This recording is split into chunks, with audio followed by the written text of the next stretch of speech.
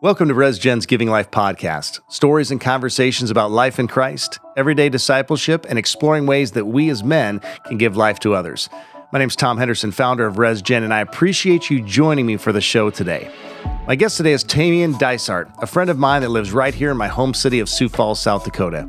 Tamien's a husband, a dad, a follower of Christ, and the co-founder of Think3D, an organization focused on helping businesses build life-giving culture in the workplace.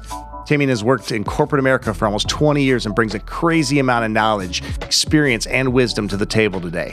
I know you're going to benefit from the time you invest in today's episode as we discuss why investing in your people and the culture of your workplace is so crucial today.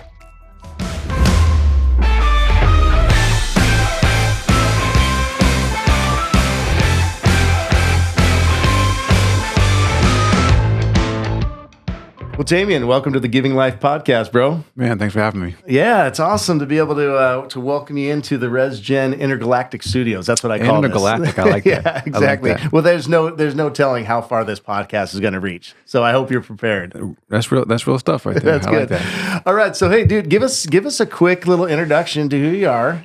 Just kind of, marriage, kids, what you do for a living, all that kind of stuff. Yeah, so born and raised Sioux Falls, Roosevelt Rough Riders finest. Yeah, come on now. Came in right behind you. So you probably didn't know me back in high school because you were a big deal. Oh yeah, huge. You were a big deal. I think I was a couple years younger than you, but yeah, born and raised, married with 3 beautiful daughters. So I'm an official princess producer. Oh man, 23, 12, and 6. So they keep me very busy and youthful. I'll call it that. Okay. For business, Think3D, I'm a co-founder of Think3D. We focus in on leadership development and organizational culture consulting. Yeah. And how long ago did you start Think3D? Refresh my memory. About 4.5 years ago. So Okay. It was January of 2016. We made that jump and started the entrepreneurship journey. Okay. And then prior to Think3D, though, you worked in corporate America for a long time. Yes. So the journey that got you to starting Think3D, snapshot of how that journey went. Yeah. So, spent about 13 and a half years at Capital One, then a couple more years at another Fortune 500 company, climbed the ranks, achieved the American dream, quote unquote, as a lot of people would have said.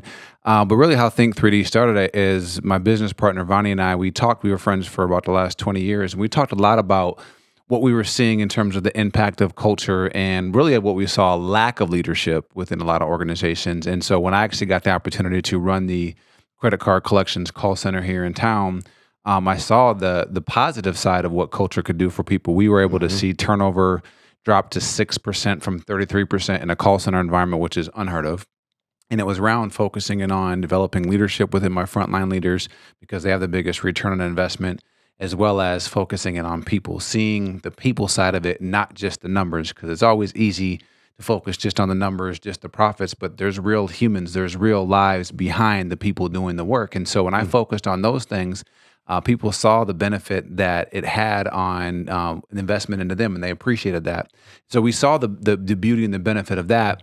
And then when Capital One closed down here in Sioux Falls and I went to another organization, I saw the other side of that, of how much it takes from you. And so I found myself in the space of coming home, what I call those driveway moments where you sit in your car, the driveway for about 10 to 15 minutes before you go into the household. And I was really challenged with that question. I was like a lot of people, I justified to say, I don't let work affect home, because I really did. And I didn't walk in the house negative.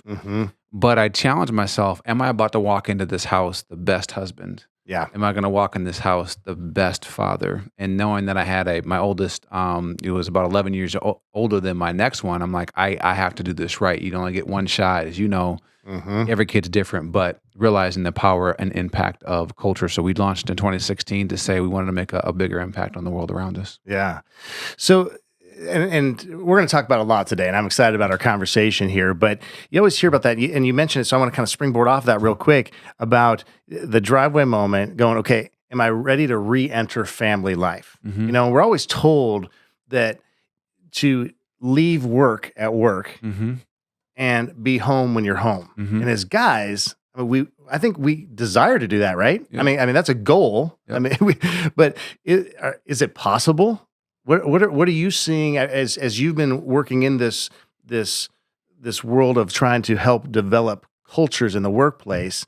How are you helping people with that, or does it all bleed together? What do you Very much so. We dispute the thought of work-life balance, because work-life balance suggests that you have to take from one to give to the other. And the reality is, keeping at the door, there's no such thing. If you have issues going on at home, do you stop thinking about that thing when you're at work? Absolutely not. Likewise, if you have a tough day at home, do you go home and are you truly able to just like leave it in the car, or dad doesn't have the energy to play? I mean, anyone, especially if you have young kids, everyone knows that playing make-believe is one of the most mentally exhausting exercises of all time. Yeah, I'm out of ideas. and so you don't have it. And when you realize, again, everyone says, well, why do you work? No one works for the sake of working. You work for your family. You work for those reasons. And when you find yourself coming home and not having that 30 minutes to play with your kids, to say, to show them that they're special, you have to really question, what is work taking from me?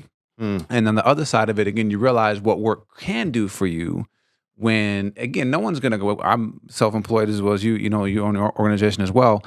We don't go home at 100% because it takes out of you. But the difference between going home at 80% versus 65%, that's the matter of days in a month that we don't get back.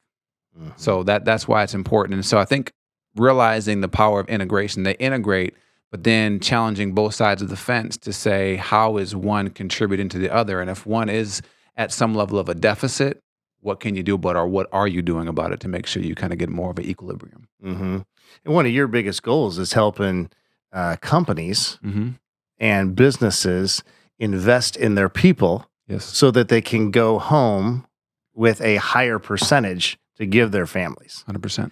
So I remember going to your first Think 3D conference.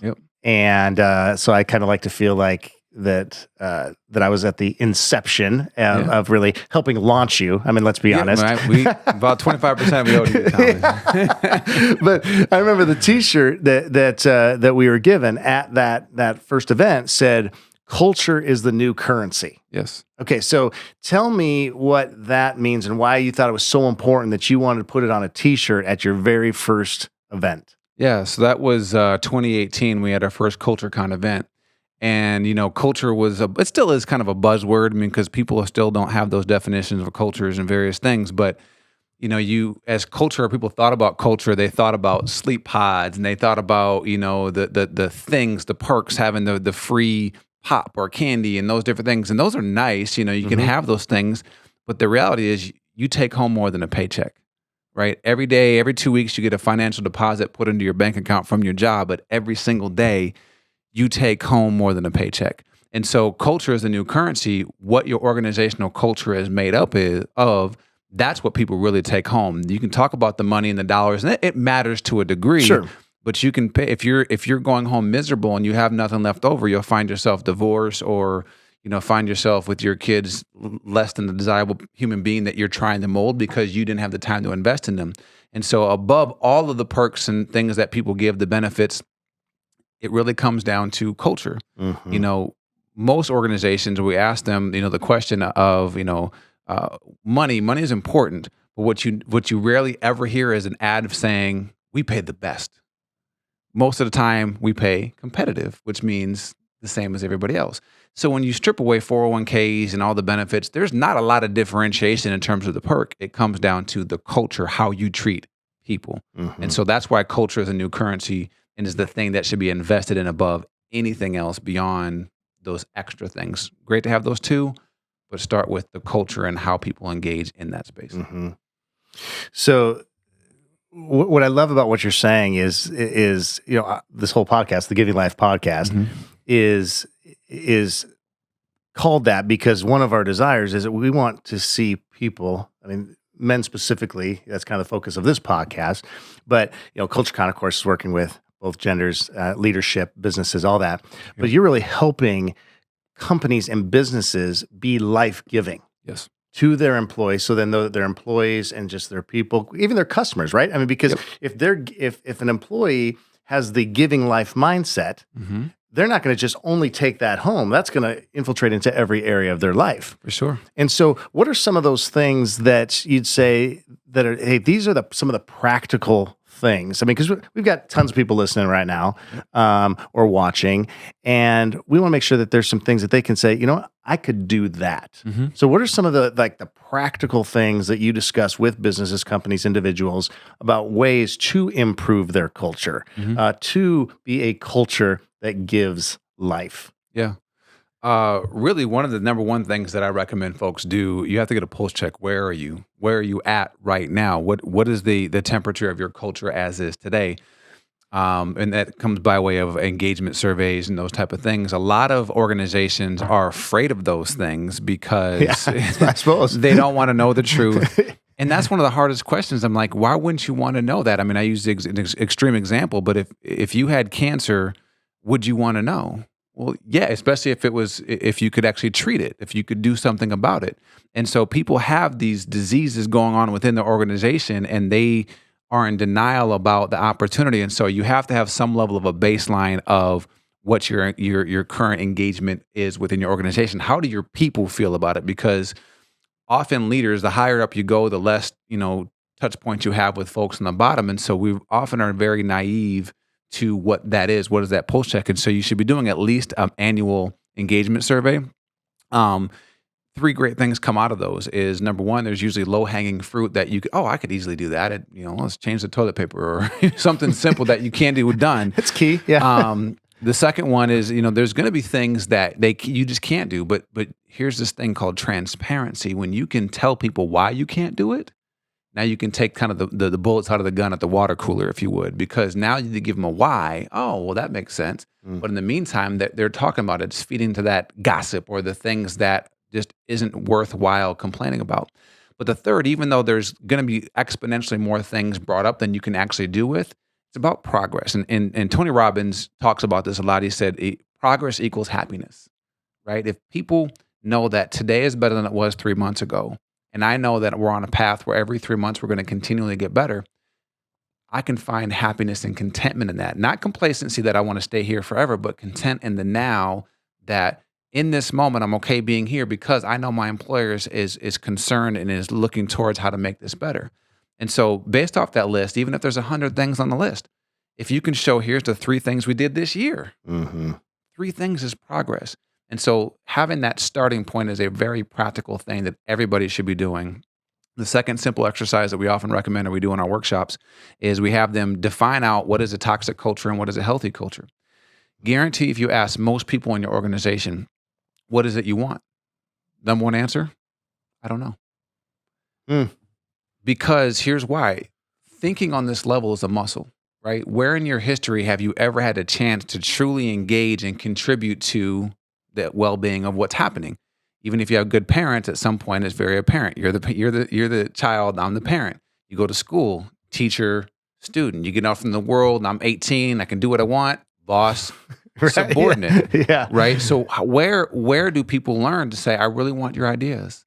And so people aren't thinking about those things. We're very well equipped to complain about, but to invite people in. And so asking them what is a toxic culture and then a healthy culture, it gets them to define what they want, what is it they would like to see in the culture. So leaders then have, again, tangible things they can work towards, but also gives them ownership, because in that ownership, every day when I come in, it's binary. I can choose, am I contributing to toxic or am I contributing to the healthy? So now it's also a decision I have to make to say, if I choose to gossip at the water cooler, which one am I contributing to? Right. Toxic versus healthy. And so it's giving people a very simple thing that they can aim after as an organization.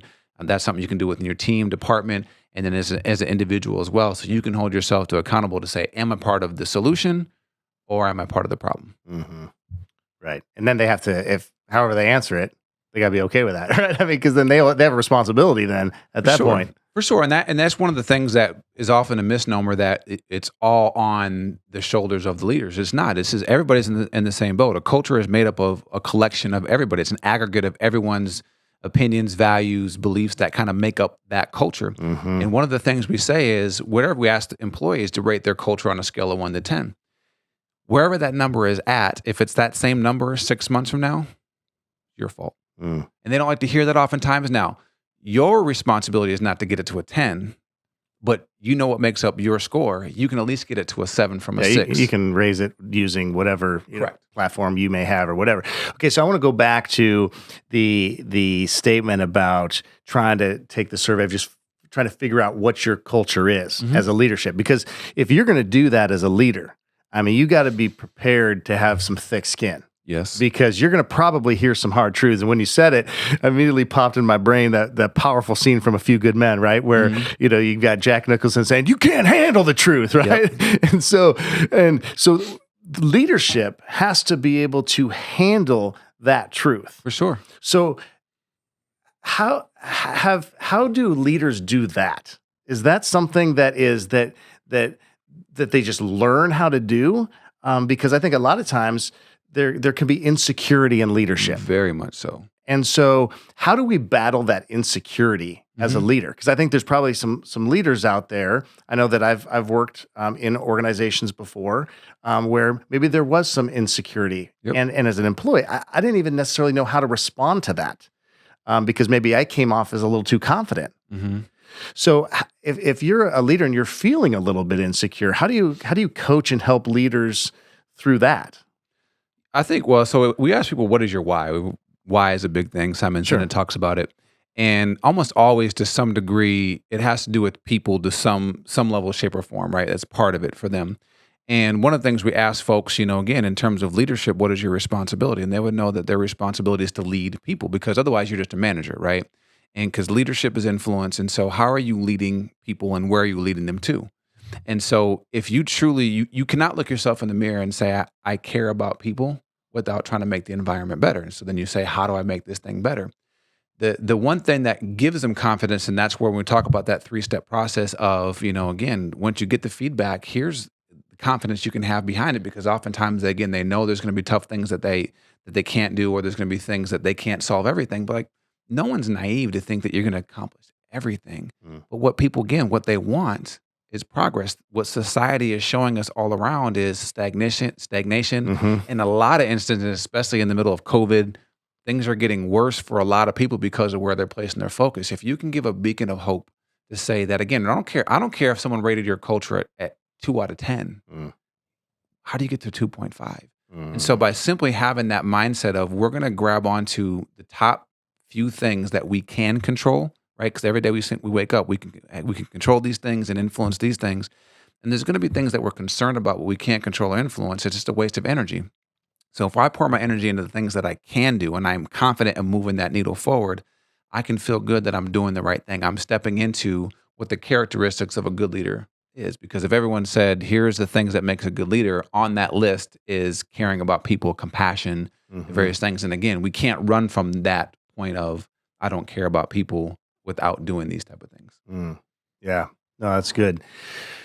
One of the other things that I want to jump back to, in addition to that you just mentioned, was the idea of when you're not in that position of leadership, and how we are all a part of helping define and create the culture. I remember hearing back when I was doing youth ministry, and there was a guy that I listened to a lot by the name of Walt Mueller, who was founded this organization called the Center for Parent and Youth Understanding, and he described youth culture in a way that it just kind of a light bulb came on, as to thinking about, okay, so this is what teenagers specifically were going through in middle school or high school. But he defined culture this way: the soup that you swim around in every day. And I love that visual, and I think about a stew. And you have something that's simmering in a pot, right? Yeah. And I always just like to think about food, too. So that helps me learn. But so you've got and you've got the beef and the carrots and the onion, all this stuff, and it's all picking up the flavors because it just is hanging out together. So how does someone that is not in that leadership position, to say okay, we're at a 3 or a 3.5, I can be more responsible, or I can be maybe a little bit more focused on what I can do. What can they really do? So we teach the leadership IOU, right? So what is an IOU? It's what you owe to people. You owe it to yourself first and foremost. And again, if you have a passion or a mission or a purpose in life, you owe it to others to be an example. So leadership IOU is simply leading in. So that's the first thing. Again, what am I doing over these next 3 to 6 months to become a better version of me?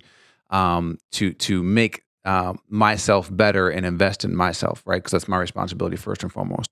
The second one is leading others. And so in that, again, we define leadership the same way that John C. Maxwell does, which is leadership is influence. And so in that scope, how do you start to lead others? Once you are clear about the path forward of how you're leading yourself. And so let's go back to, let's say you did the healthy culture, toxic culture, and you said, all right, here's a few key characteristics on this healthy culture side that I know I can influence. So once you've identified those, here's what I'm doing to impact those. Let's say it's better communication and it's having a better attitude, just to throw a couple out there.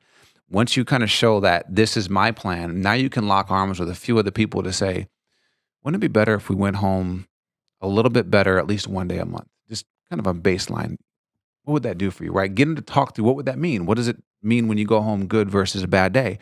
And they see the benefit of that to say, how can we lock arms and say, let's move this thing forward? And so when you find a few other like-minded individuals, this could be peers, this could be people in other departments, but it's how do you lead others, right? So giving them that visual, because back to that mindset of asking them their opinion, most people don't think in this scope because we are trained as a society to just go with the norm and various things. And so when you can challenge them to say, well, why not? Why can't we do this? And you realize there's not anything really stopping us because we have 100% control of doing something. We can't do everything and it's not our responsibility to do everything, but we can do something. So now once you've led in and now you're leading others, we recommend giving that at least 6 months. But be very clear on what is the impact to your attitude every day. Wait, this is going to take some time? It's going to take some time. Because that's, I don't know, like I can tend to be a little impatient myself, Tamien. Yep. So, I mean, so you got to give yourself grace too. Yes. That is a huge word. Yeah, because you're not going to hit it. I mean, you're not going to hit a home run the very first time up a bat. For sure. Most likely. I mean, unless you're like some sort of stellar athlete, of which I am not. You probably were. But I mean, it's going to take time. It's going to take time. So we got to commit. I mean, you just got to commit to that. I mean, it just takes commitment right out of the box. Yes. And challenge yourself in this. In our workshops, we often ask people this question. Say, show of hands, how many of you full scale would go back and live the same life your parents did? I'm talking job, happiness, marriage, friends. Rare. Not that you don't respect them. Yeah. But you're like usually 98%, no way. There's usually one or 2% that I wouldn't mind having my parents' life. So in that scope, you see what was taught to us because that influenced us, what we saw. And then ask yourself, here's the hard question, especially if you have kids. Ask your kids, do they want to live the life that you're living? And that hits people in the heart because they realize... Man. Come on now. They realize that's what they're seeing, no matter what you say, no matter what your intentions, because intentions don't mean jack. You know, at the end of the day, especially once they're developed, I mean, you just dropped off a kid at college again today, right? You know, and to say like, it's your level of influence at those stages minimizes greatly. And so it does take time. And so, but is it worth it? Mm-hmm. That's the question we have to ask ourselves. And so when you have that and you lead yourself and you lead others because you know that is the necessary step in the process, now you get into this thing called value proposition, which you can lead up. So now at that point, if you said, here's what we've done over the last 6 months. I said, here's what I've done to get better. I grabbed 2 or 3 of my coworkers and here's what we've done to get better, make a little bit of difference in our area. And you kind of show what the impact of that was. Now you have a value proposition that you can bring to your leaders and say, this is why I think this is worth the investment. Now, at that point, if they say, shut up and get back to work, now you get to make a decision. You should be making a decision. Is this the place that I really want to spend this amount of time with if they really don't care about me and how I go home? Mm. But at least offer that because now if they're open to it, now you can talk about what are the next steps. Yeah. Okay, so is it fair to say that that's probably easier done in a larger organization, or is a smaller organization, is that easier to be done there? Or because I know you work with both sizes. Yep. I mean, you work with both large organizations as well as small organizations. Is it the same process? Does it differ? Well, larger, there's more complexity because you have more personalities, right? Again, a culture is made up of an aggregate of the people. There's obviously the core tenets of what that business is, but then it's also made up of, you add 20 new people, that shifts at least 1% of what that culture is made up of the people and their beliefs, et cetera. So large organizations, it becomes a little more complex. The thing that people often ask is, who's your ideal client? And it's simple, a willing one. Because a lot of leadership, they're still tied to that 20th century mentality. They don't want to hire us to come fix them. And we're very clear up front, like this is everybody is in the boat thing. And so if you give me, we have one client that's, 12 people and again, to see this shift in their culture because most of them are on board and it comes in layers, right? There's rare everyone's going to get on board, but then we also have an organization that we work with that's 1,200 employees.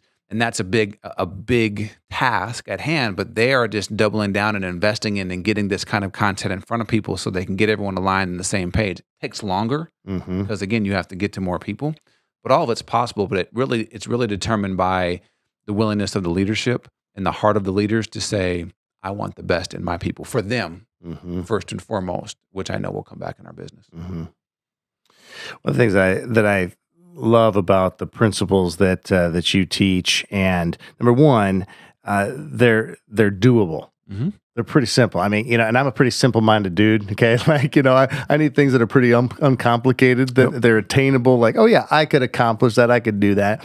But then the other thing is that I love it when things are transferable.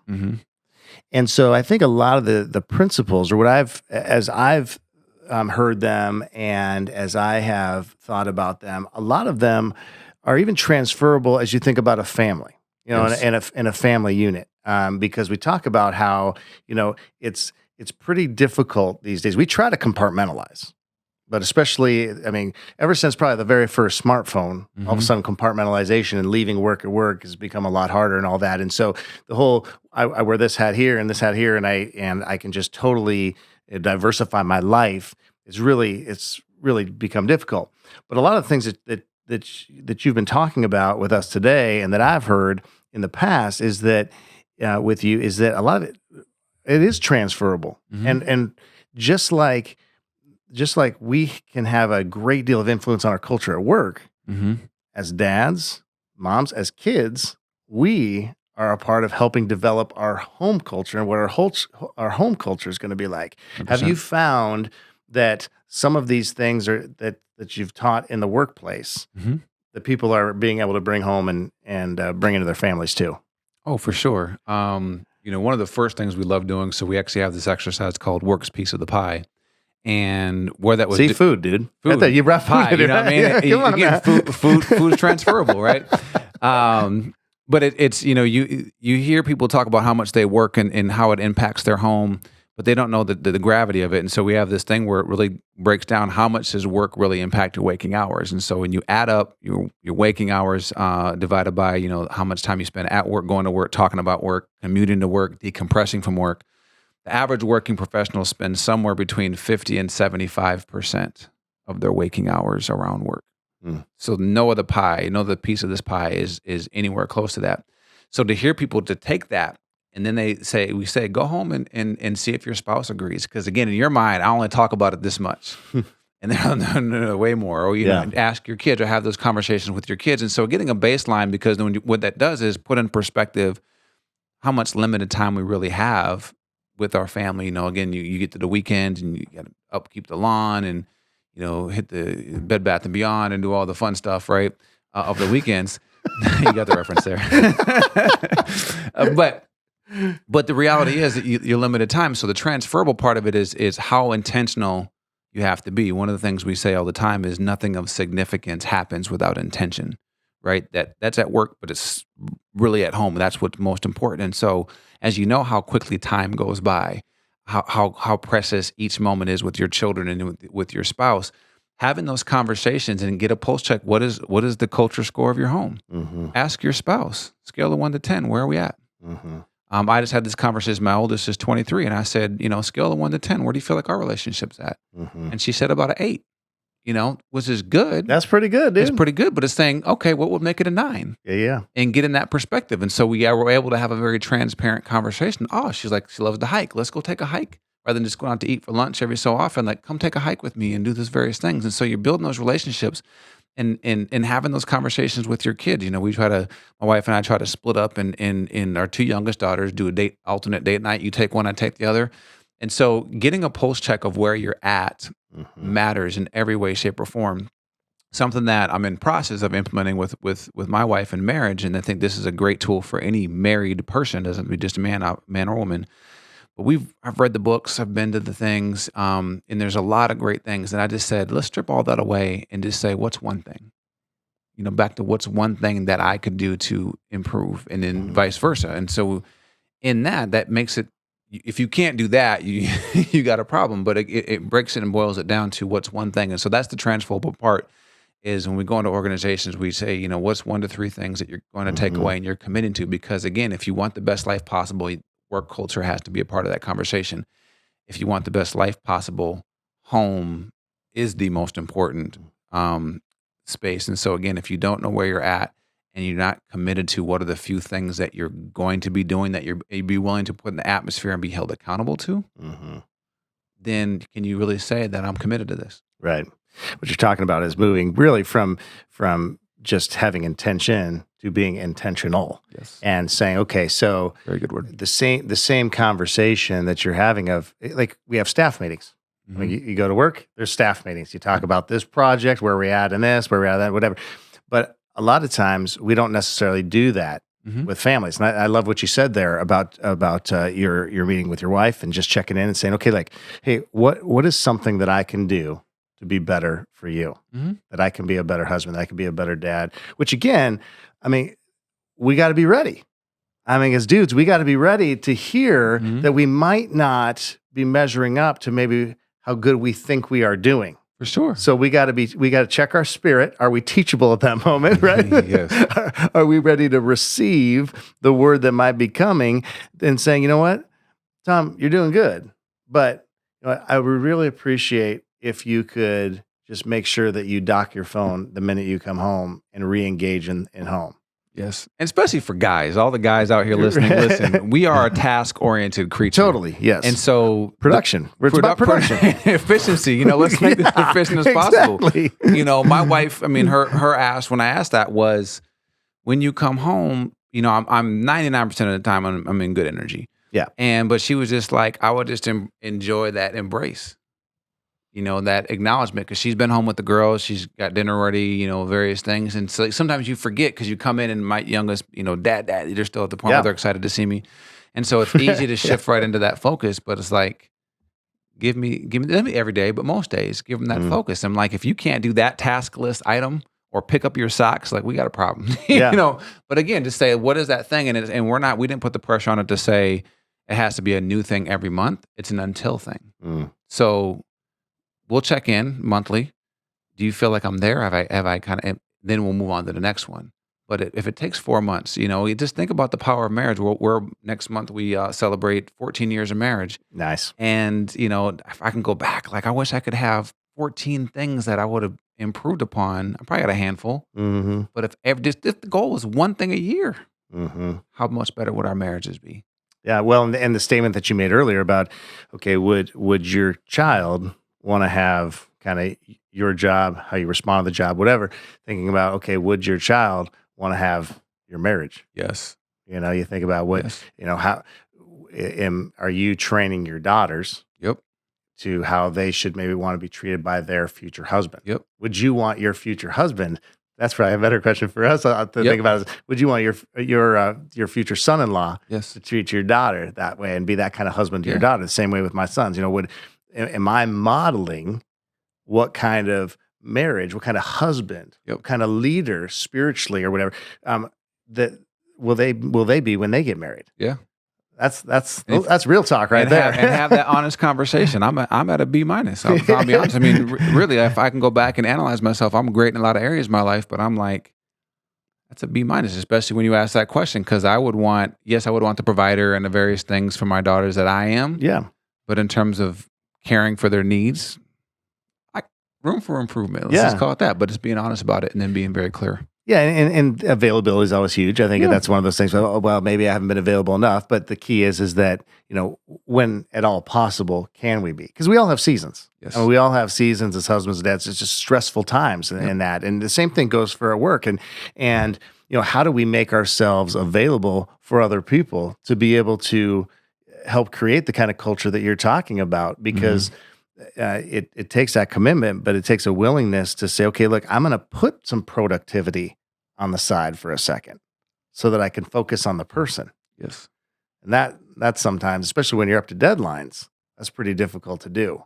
So is there any advice that you give, and how do we create that margin in our work day, in our workplace. I know that like when it comes to certain things like in my calendar, I just know that, okay, I've got to put things in my calendar to make hmm myself available for different things.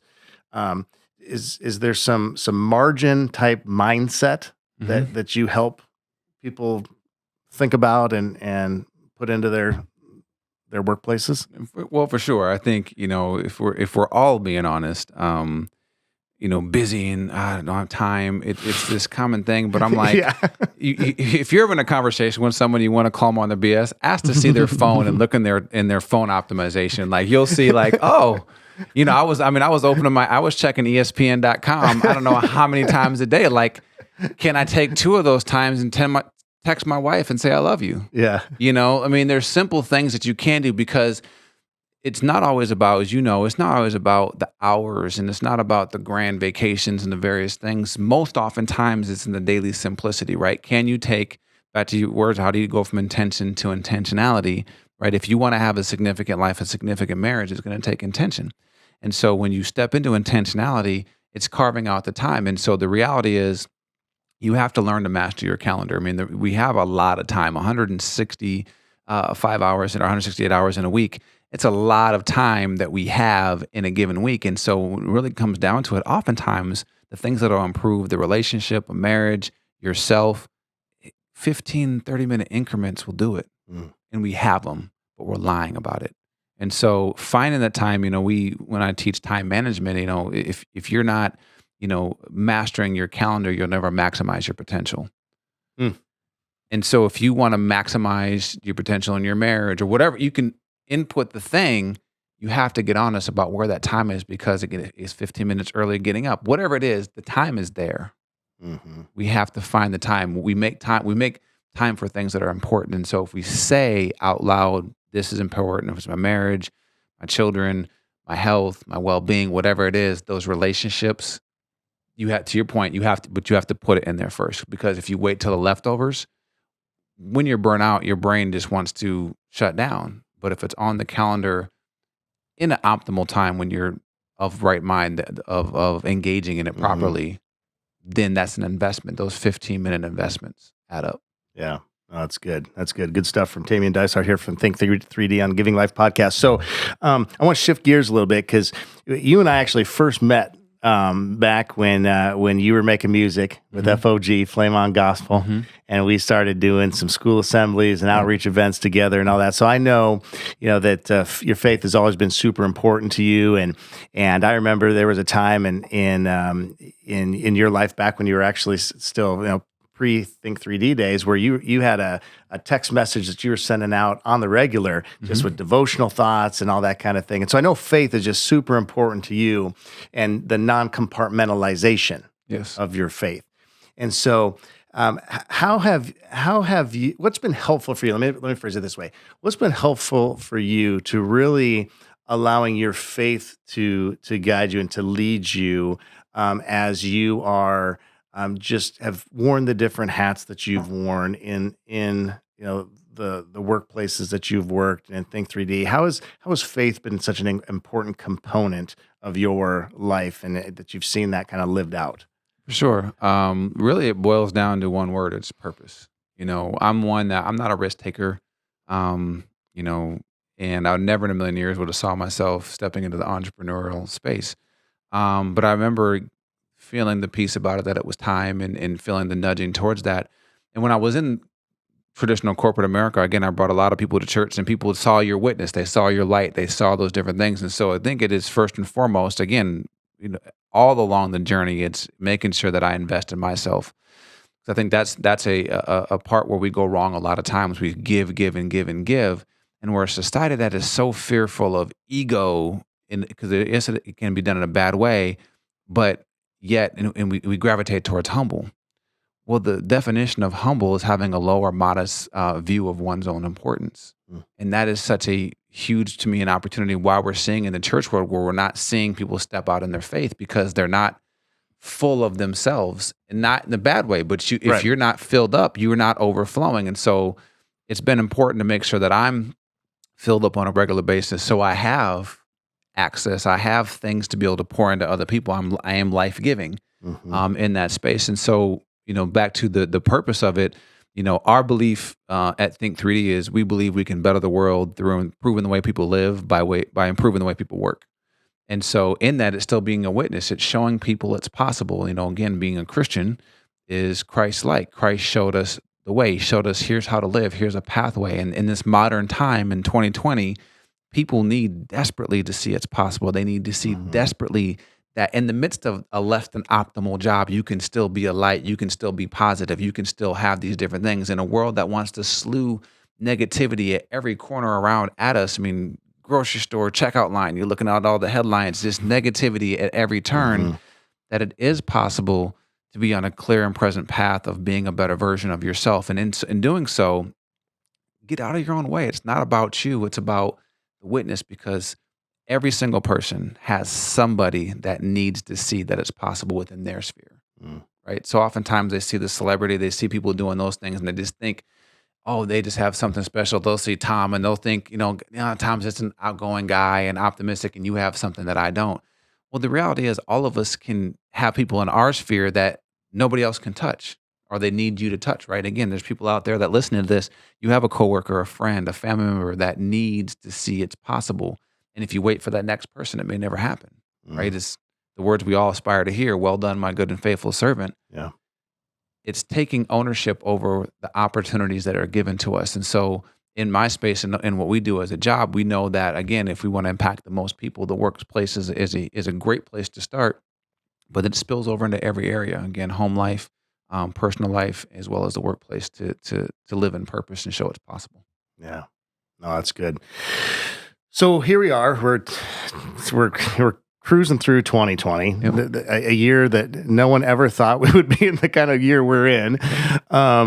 The workplace has been probably forever changed, right? I mean, at least at some level. Everyone is well, I shouldn't say everyone.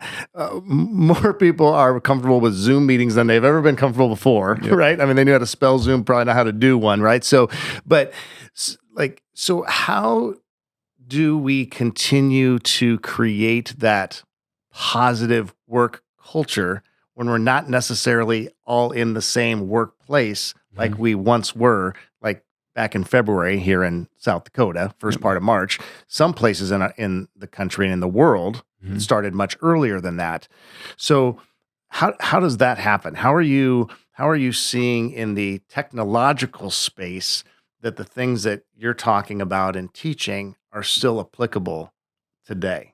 Oh, for sure. Well, I think it's more applicable, obviously, now than ever.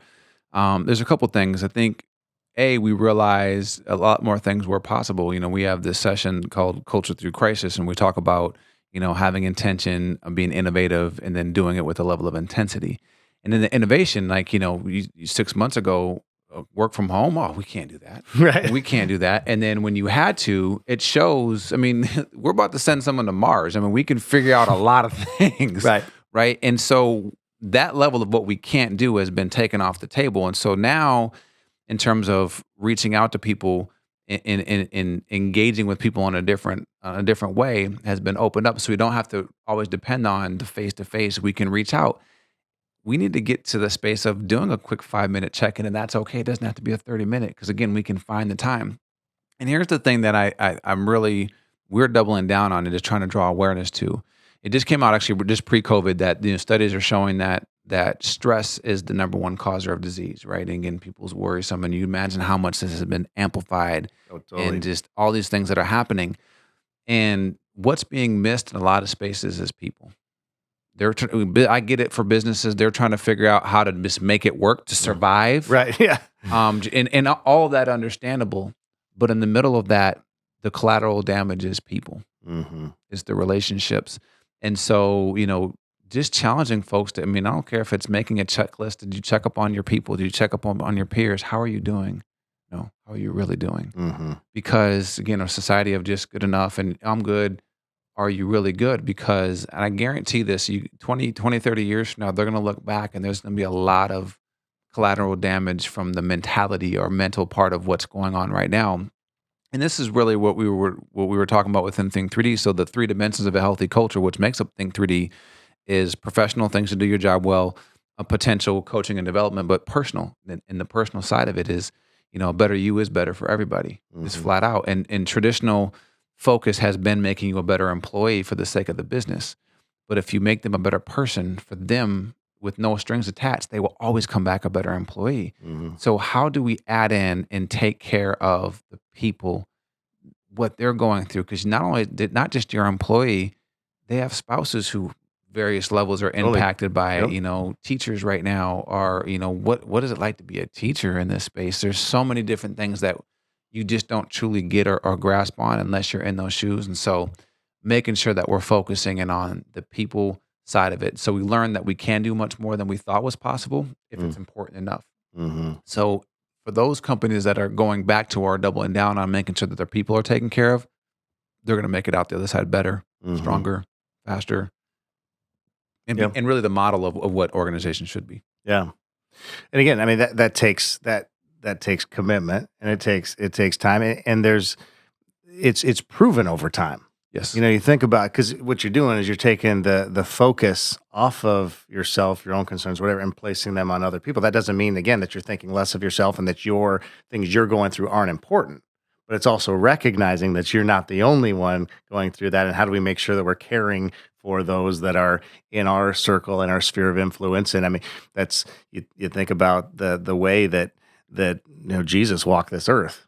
And that's, I mean, he was constantly focused on and entering their world. I mean, that's a crazy thing. So many crazy things about Jesus, but I mean, he just so willingly entered the world of whoever he was with at that moment. Yes. And when we build that kind of a mindset and a culture, whether that's via technology or when we're back in boardrooms, it makes a big difference. And then again, that's creating an atmosphere, an environment that people want to be in. Yes. And then that goes back to I think, like how we first started our conversation about with your job of seeing your percentages just go way down of turnover. Yep.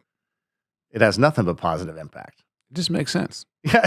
Every way, shape, or form. It really does. It just makes sense. It just makes sense. All right.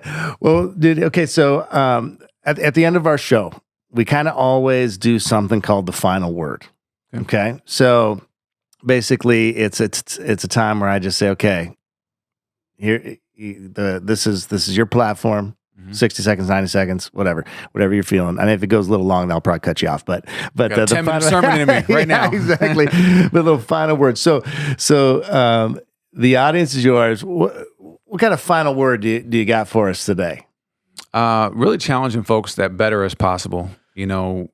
What's I call it a travesty is that, we still live in a world where around 90% of people still don't set any kind of goals and don't have any vision to that. And we know in the word, where there is no vision, the people perish, right?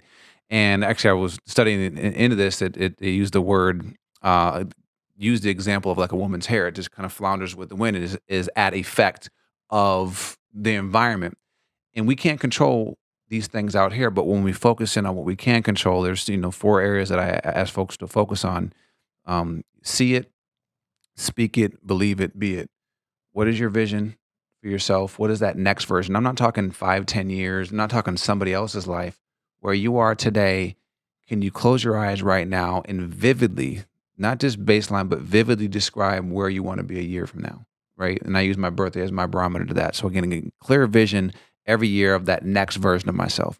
Speaking it, right? Again, words are said to be about 10 times more powerful than thought. Now, thought, we think way more than we talk, but a simple exercise, if I ask you to count to 20 in your head right now and then say your name out loud, as soon as you open your mouth, your brain stops going and your words matter more, right? So death and life are in the power of the tongue. So speak that, whatever you believe for yourself, speak life into what that is. When you do those first 2 on a consistent basis, you'll start to change your belief, because the biggest opportunity we have, do we really believe it? Most people, again, we talk about what is faith.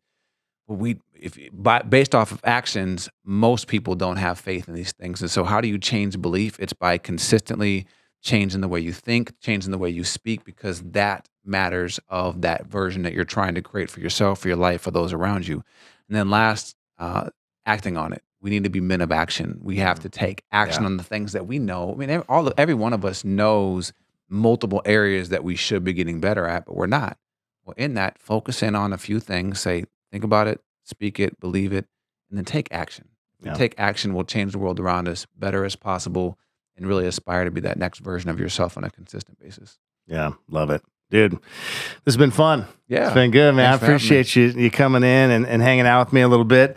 You've always been such a great encourager of me. You know, I mean, all the stuff that you've been talking about today, and you know, creating positive culture in workplaces, it's only as effective as it is because that's who you are. You know, and that's who, you know, you have always just been such a voice of encouragement in my world. And I like in thinking, it's just even thinking about the whole, RESGEN Men's Summit. You know, you've been such a great supporter of that, even from the very first year, and encouraging other guys to come to that. And that's just always been such a huge, you know, encouragement to me. So I just appreciate your friendship and the time that we got to spend together. Likewise. So, Tamien, Think 3D, website.